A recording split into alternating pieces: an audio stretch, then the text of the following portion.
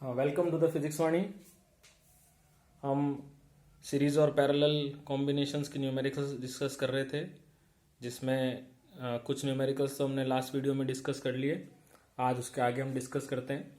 तो जैसा ये क्वेश्चन दिखाई दे रहा है आपको, calculate the effective resistance between point A and B. Okay, अब जनरली इस क्वेश्चन में क्या प्रॉब्लम होती है स्टूडेंट्स को, वो क्या करते हैं कि ये 1, 2 and 3 means 1 ohm, 2 ohm and 1.5 ohm को क्या करेंगे, सीरीज में कैलकुलेट कर लेंगे। पर जब भी ऐसा क्वेश्चन आए तो the best way to solve this question is कि जहां पे टर्मिनल हो उसको सबसे एंड में आप टच करें। तो टर्मिनल क्या पूछा है, बिटवीन ए एंड बी। अब इसी डायग्राम को अगर मैं रीड्रॉ करूं तो इसको मैं ऐसे भी कर सकता हूं, इसी डायग्राम को या इसी सर्किट को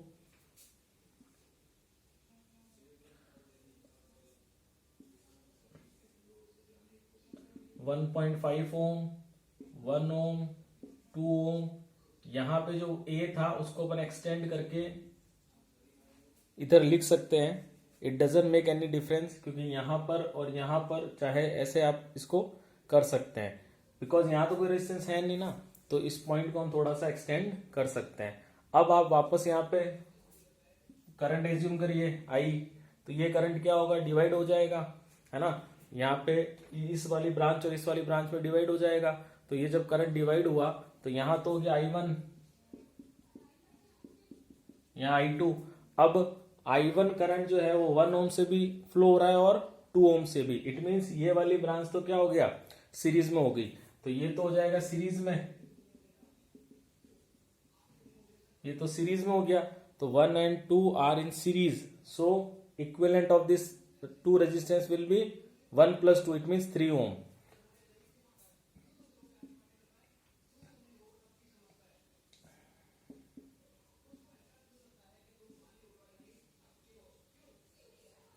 वन और 2, ये कितना हो गया, ये 3 ओम हो गया। अब ये आपको दिख रहा है ये दोनों पैरेलल में है। तो अगर मैं वापस करंट का ही फंडा लगाऊं तो वापस करंट डिवाइड हो रहा है। जिन ब्रांचेस में करंट डिवाइड होता है वो पैरेलल में होती हैं। अदरवाइज आप देख के बता सकते हो, yes sir it is in parallel. तो इसका इक्विवेलेंट क्या आ जाएगा, 3 × 1.5 अपॉन 3 + 1.5। ओके, ये हो गया आपका 3 × 1.5 अपॉन 4.5। ठीक है, तो ये कैंसल आउट होके 3 आ जाएगा नीचे, 3/3 बिकम्स 1। तो यहां पे मैंने direct R1 R2 upon R1 + R2 वाला फॉर्मूला लगा दिया है यहाँ पे। आप इसको ऐसे भी सॉल्व कर सकते थे कि 1/R equivalent is equals to 1/3 plus 1/1.5। फिर इसको आप सॉल्व करते तो एलसीएम लेते तो एलसीएम आता 3 × 1.5, फिर क्रॉस मल्टीप्लाई करते तो 1.5 + 3 यानी 1/R इक्विवेलेंट। बट हमें 1/R इक्विवेलेंट नहीं चाहिए, हमें केवल R इक्विवेलेंट चाहिए। तो ये R equivalent is equals to 3 × 1.5 upon 3 + 1.5। तो डायरेक्टली यू कैन राइट, है ना, it will save your time कि हाँ सर इजीली सॉल्व हो सकता है। तो इसका आंसर क्या हो जाएगा, 1 ओम। अब ये बिल्कुल वैसा ही एक क्वेश्चन और है, जहां पे अगेन मैंने यहाँ पे ए और बी टर्मिनल के अक्रॉस इक्विवेलेंट रेजिस्टेंस आपसे कैलकुलेट करवाना है। तो यहाँ ए और बी के बीच में टोटल रेजिस्टेंस क्या होगा, या इस पूरे सर्किट का इक्विवेलेंट रेजिस्टेंस क्या होगा। तो इसको अगर देखो, जहां पर भी टर्मिनल्स दिए हुए होते हैं उसको आप थोड़ा सा एक्सटेंड कर सकते हैं। तो मैं इसी को यहां से थोड़ा सा एक्सटेंड करके इधर ए लिख दूं, इसको थोड़ा सा एक्सटेंड करके बी लिख दूं। अब इसी डायग्राम को अगर मैं वापस रीड्रॉ करूं तो ये तो हो गया 1 ओम, दैट इज। फिर यहां पे देखिए this 3 ohm and this 2 ohm will be in series, तो you can draw like this. ठीक है, ये हो गया 3 ओम, ये हो गया 2 ohm. Similarly, these 3 and 2 are again in series,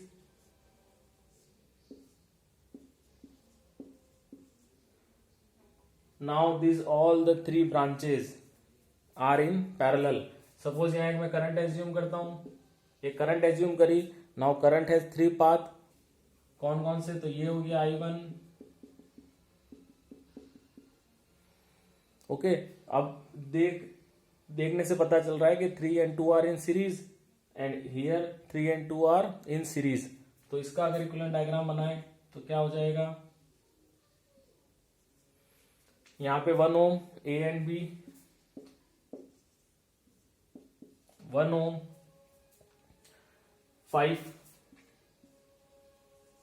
5 ओम और यहां पर भी 5 ओम।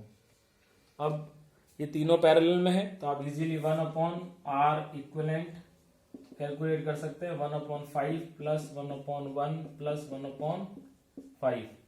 ठीक है, अगर ये R1 है इसको R2 मान लीजिए, इसको R3,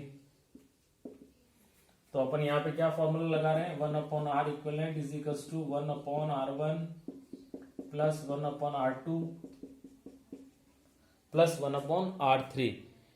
now you can solve it. अब इजीली सॉल्व हो जाएगा आपसे। एलसीएम क्या आया, 5 1 प्लस 5 प्लस 1 यानी R equivalent is equals to 7/5। Okay, further R equivalent to 5/7 ohm. तो ये इसका आंसर होगा 5/7 ohm. Now you have to calculate 4 parts in this question. यानी अब जो ये क्वेश्चन है इसमें हमने 4 पार्ट दे दिए। Calculate equivalent resistance of the circuit, overall current flowing in the circuit, current in each resistor and voltage across each resistor. तो ये 4, इनमें से इससे ज्यादा क्वेश्चन बनेगा नहीं 10th क्लास में। और ये सर्किट है, हमने पहले सिंपल सर्किट लिया है, फिर थोड़ा सा कॉम्प्लेक्स सर्किट ले लेंगे। तो इस सर्किट में देखिए आपसे पूछा क्या है, calculate the equivalent resistance of the circuit. पहले आपको क्या करना है, इक्विवेलेंट रेजिस्टेंस निकालना है। तो जब इक्विवेलेंट रेजिस्टेंस की बात होगी तो हम सोर्स को डिस्कस नहीं करेंगे, हम सिंपल सा ये देखेंगे जो रेजिस्टेंस है वो सीरीज में है या पैरेलल में है। तो यहां आपको दिख रहा है ये सीरीज में है। तो फर्स्ट का अगर सॉल्यूशन करें तो फर्स्ट में R1 प्लस R2, ये आपका क्या आ जाएगा, R टोटल। तो R टोटल फर्स्ट का आंसर क्या हो जाएगा, 7 plus 5, it means 12 ohm. Okay, जो फर्स्ट का आंसर है वो क्या हो जाएगा, फर्स्ट क्वेश्चन का, क्योंकि 2 ही रेजिस्टेंस दिए हुए हैं और दोनों सीरीज में है, ये यहां से देखने से भी पता चल रहा है। अदरवाइज आप यहां से करंट एज्यूम करें तो आप देख सकते हो दोनों रेजिस्टेंस में करंट सेम रह रही है, डिवाइड नहीं हो रही है, और सीरीज कॉम्बिनेशन में करंट सेम रहती है। तो फर्स्ट का आंसर तो ये हो गया। अब आपसे क्या पूछा है, ओवरऑल करंट मीन्स यही पूछा है। ठीक है, तो सेकंड के लिए हम क्या करेंगे, सेकंड के लिए अगर मैं सर्किट को सिंपल सर्किट बनाऊं तो ये दोनों किसमें हो गए, सीरीज में, यानी 12 ओम। तो इसको रीड्रॉ करें तो 12 ओम, और यहां बैटरी कितने की है, 24 वोल्ट। जब भी ओवरऑल करंट पूछे सर्किट में, first you have to calculate total resistance of the circuit. जब भी आपको ओवरऑल करंट पूछे क्वेश्चन में तो पहले आपको इक्विवेलेंट या टोटल रेजिस्टेंस कैलकुलेट करना ही पड़ेगा, उसके बाद ही क्या होगा, V = IR, ओम्स लॉ लगा के आप करंट कैलकुलेट कर पाएंगे। तो यहां से हम अगर V = IR, तो ये होता है टोटल वोल्टेज, ये क्या होता है, टोटल रेजिस्टेंस। तो यहां पे क्या हो जाएगा, ये टोटल वोल्टेज होता है, ये टोटल करंट होता है और टोटल रेजिस्टेंस होता है। तो टोटल रेजिस्टेंस तो अपन ने कैलकुलेट कर लिया 12, टोटल वोल्टेज दे रखा है 24, तो करंट की वैल्यू क्या आ जाएगी, I = V/R। V कितना है 24, R कितना है 12, 2 ampere will be the current flowing through the circuit. यानी ये जो करंट है यहां पर, ये कितनी आएगी, 2 एम्पियर। अब थर्ड क्वेश्चन क्या पूछा है, करंट इन ईच रजिस्टर। तो आप देख सकते हैं सर सीरीज कॉम्बिनेशन है, तो 7 ओम से भी 2 एम्पियर करंट ही फ्लो होगी और 5 ओम से भी करंट 2 एम्पियर ही फ्लो होगी। इट मींस R1 से जो करंट है ना, current flowing through R1, current flowing through R1 will be 2 ampere and through R2 वो भी क्या होगा, will be 2 ampere। ठीक है, तो R1 और जो R2 रेजिस्टेंस है, because they are in series, so current will be same. तो करंट आपको दिख रहा है 2 एम्पियर, यहां से भी 2 एम्पियर और यहां से भी। थर्ड का आंसर क्या हो जाएगा। अब पूछा है वोल्टेज अक्रॉस ईच रजिस्टर। जब भी वोल्टेज अक्रॉस ईच रजिस्टर आपसे पूछा जाए तो आप ये देखिए कि उस रजिस्टर से या उस रेजिस्टेंस से कितना करंट फ्लो हो रहा है, और V इजिकल्स टू IR वहां लगा दीजिए, तो वो आपको ये शो करेगा कि उस रेजिस्टेंस के अक्रॉस कितना वोल्टेज ड्रॉप हो रहा है। इन दिस एग्जाम्पल, अगर मैं इस एग्जाम्पल की बात करूं तो देखिए, कुछ आंसर नंबर 4 के लिए अगर मैं इसको थोड़ा सा क्लियर बनाता हूं, ये है, यहां पे बैटरी लगी है, अब ये है R1, R1 कितना है सर, 7 ओम, यानी यहां पे ड्रॉप होगा, क्योंकि आपको मैंने बताया था कि the total voltage in a circuit is always equals to sum of voltage drop in a circuit. यानी जो टोटल वोल्टेज होगा, ये यहाँ पे जो टोटल वोल्टेज होगा, it will be sum of all the voltage drop in the circuit, और जितने भी रेजिस्टेंस है सबके अक्रॉस ड्रॉप होगा। तो यहाँ पे there are only two resistance, so यहाँ पे जो ड्रॉप भी होंगे 2 होंगे, 2 होंगे। तो एक यहाँ हो गया, एक यहाँ हो गया, यहाँ पर ओके। अब इसको मैंने मान लिया V1, इसको V2, तो V1 is equals to what, current flowing through R1 into R1, current कितनी जा रही है R1 से, इस वाले रेजिस्टेंस से कितनी करंट जा रही है, 2 एम्पियर। R1 की वैल्यू क्या है, 7, तो 14 वोल्ट, इट मींस यहाँ पे कितना ड्रॉप हो गया, 14 वोल्ट का। ठीक है, तो अब यहाँ टोटल कितना था, 24, यानी बैटरी के अक्रॉस 24 वोल्ट था। R1 के अक्रॉस अगर 14 वोल्ट हो गया तो रिमेनिंग कितना रहा, 10 वोल्ट। वो 10 वोल्ट कहाँ आ जाएगा, यहाँ पर। इसको हम कैलकुलेट भी कर सकते हैं, यहाँ पे 5 ओम का रेजिस्टेंस है, तो अगर मैं यहां से V2 कैलकुलेट करूं तो V2 क्या हो जाएगा आपका, V2 I into R2, I कितना है 2 एम्पियर, R2 की वैल्यू क्या है 5, ये कितना आ गया 10 वोल्ट, 10 वोल्ट। तो अब आप देखिए 10 प्लस 14 24, और इट्स सेटिस्फाइड कि sum of voltage drop in a circuit is always equals to the source voltage. तो this type of question may ask in your examinations. तो हम नेक्स्ट क्वेश्चन और डिस्कस करते हैं। सेम यही क्वेश्चन है जिसमें आपको अब सर्किट थोड़ा सा चेंज कर दिया है। तो अब वापस आपको टोटल रेजिस्टेंस निकालना है, टोटल करंट निकालना है, करंट थ्रू ईच रेजिस्टेंस निकालना है, और voltage drop across each resistance निकालना है। तो सर वापस अगर मैं यहां से फर्स्ट क्वेश्चन का आंसर देखूं कि सर टोटल रेजिस्टेंस क्या होगा, तो टोटल रेजिस्टेंस के लिए क्या कहा मैंने आपको, सबसे पहले करंट एज्यूम करिए, ये करंट एज्यूम करा। अब ये I करंट यहां जाके डिवाइड हो जाएगा I1 I2 में, तो ये दोनों किस में, पैरेलल में। देखने से भी आप बता सकते हैं yes 3 and this R2 and R3 are in parallel, और इसका जो भी रिजल्टेंट आएगा वो इसके साथ क्या हो जाएगा, सीरीज में हो जाएगा। तो इसको हम सॉल्व करते हैं, R2 is parallel with R3, इसका इक्विवेलेंट मान लेते हैं R डैश, ओके। यानी अगर मैं R डैश कैलकुलेट करूं तो वो हो जाएगा R2 R3 upon R2 plus R3, okay. Direct you can write this formula for calculating the parallel combination of two resistance. So R2 is equals to what, 3, R3 is what, 6, 3 plus 6, it means 18 by 9 means 2 ओम। यानी इसको solve किया आपने तो 2 ओम का resistance यहाँ पे हम लगा सकते हैं इस कॉम्बिनेशन की जगह, ठीक है। तो अगर मैं इसी सर्किट को रीड्रॉ करूं तो यहाँ पे तो है 10 ओम, और ये कितना हो गया अब आपका, ये हो गया 10 और ये हो गया 2, यहां बैटरी लगी है, ये प्लस माइनस, यहां करंट फ्लो हो रहा है और यहां 12 वोल्ट की बैटरी है। अब आप इजीली बता सकते हैं कि सर ये दोनों किस में है, सीरीज में है। ठीक है, तो जो सर्किट का जो फर्स्ट का आंसर आ जाएगा दिस, यानी R1 and this is R dash, तो R1 plus R dash equals to total resistance of the circuit. तो यहां पे क्या आ जाएगा, R1 कितना है 10 है, ये 2 है, तो आंसर आ जाएगा 12 ओम।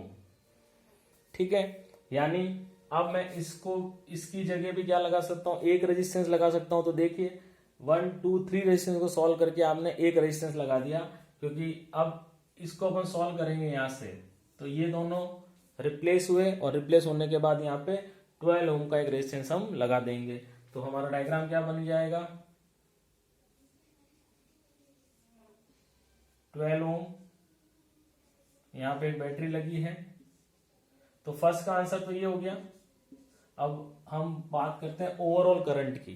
तो ओवरऑल करंट के लिए मैंने आपको बताया, जब भी ओवरऑल करंट पूछे सबसे पहली स्टेप होनी चाहिए कि ओवरऑल रेजिस्टेंस या टोटल रेजिस्टेंस या इक्विवेलेंट रेजिस्टेंस कैलकुलेट कर लें। तो हमने यहां से इक्विवेलेंट रेजिस्टेंस पहले कैलकुलेट कर लिया।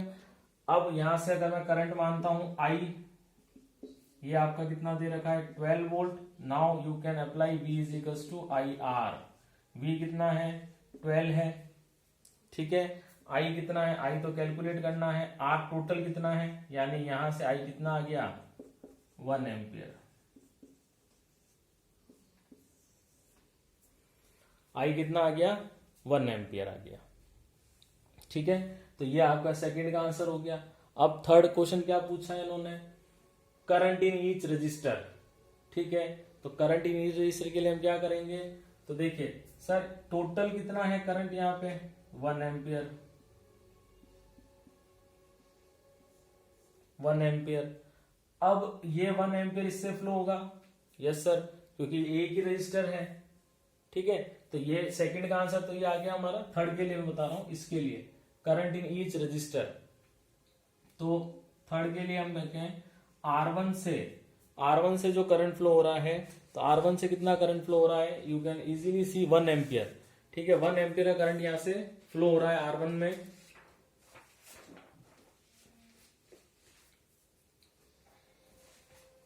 ये कितना हो गया 1 एम्पियर। ठीक है, अब सर यहां से और यहां से कितना करंट जा रहा है, तो आपने कहा सर I1 और I2। ठीक है, तो इसको सॉल्व करते हैं थोड़ा सा।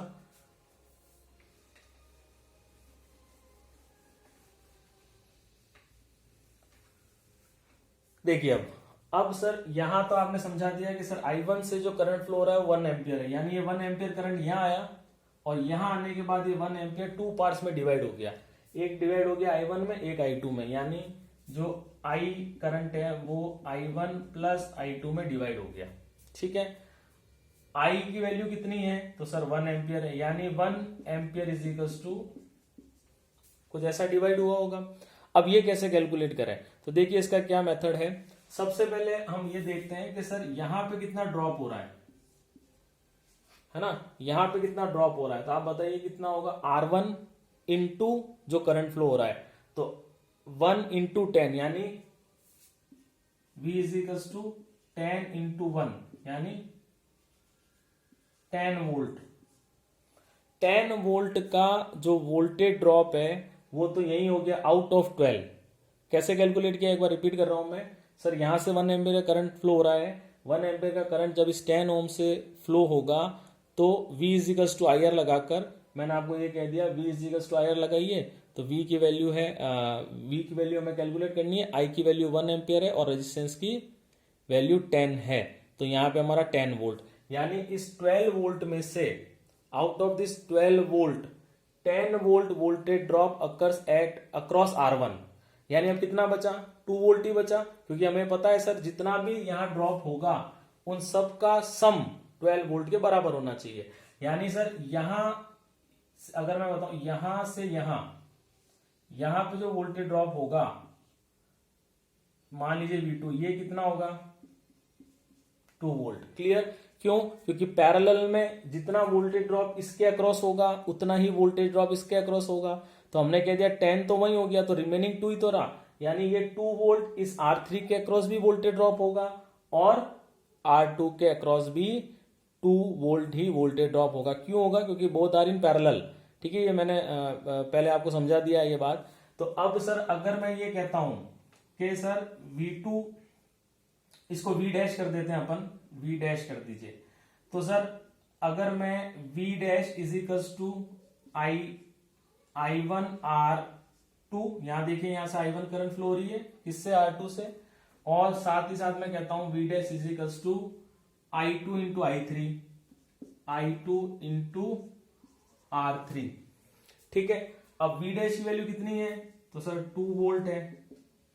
I1 तो हमें कैलकुलेट करना है, तो I1 रख दीजिए। R2 की वैल्यू क्या है? 3। तो तुम्हारा I1 क्या आ गया? 2/3। कितना आ गया? 2/3 एम्पियर। यहां देखते हैं, तो सर V डैश कितना है हमारा? 2। V डैश कितना है? 2। और I2 में कैलकुलेट करना है, ये कितना है? 6। तो I2 की वैल्यू क्या आ गई? 2/6 मीन्स 1/3। यानी सर यहां से जो करंट फ्लो हो रही है ये कितनी है? 2/3 एम्पियर। और यहां से जो ये करंट फ्लो हो रही है I2, ये कितना है? 1/3 एम्पियर। ओके, अब ये क्या सेटिस्फाइड हो रहा है सर? तो हम यहां चेक करते हैं। देखिए I1 की वैल्यू क्या आई है अपनी? 2/3। इसकी I2 की वैल्यू क्या आई है हमारी? 1/3। तो एलसीएम लीजिए, 3 2 + 1 मीन्स 3/3, मतलब 1 एम्पियर। 1 एम्पियर आ गया। देखिए left side is equals to right side. तो this is the way to solve the question like this. I hope आपको ये क्लियर हुआ होगा। आप इसको देखिएगा, और अगर ये वीडियो अच्छा लगा हो तो चैनल को सब्सक्राइब करिए। नेक्स्ट वीडियो में हम और चैप्टर के आगे चलेंगे, heating effect of electric current discuss करेंगे। Thank you.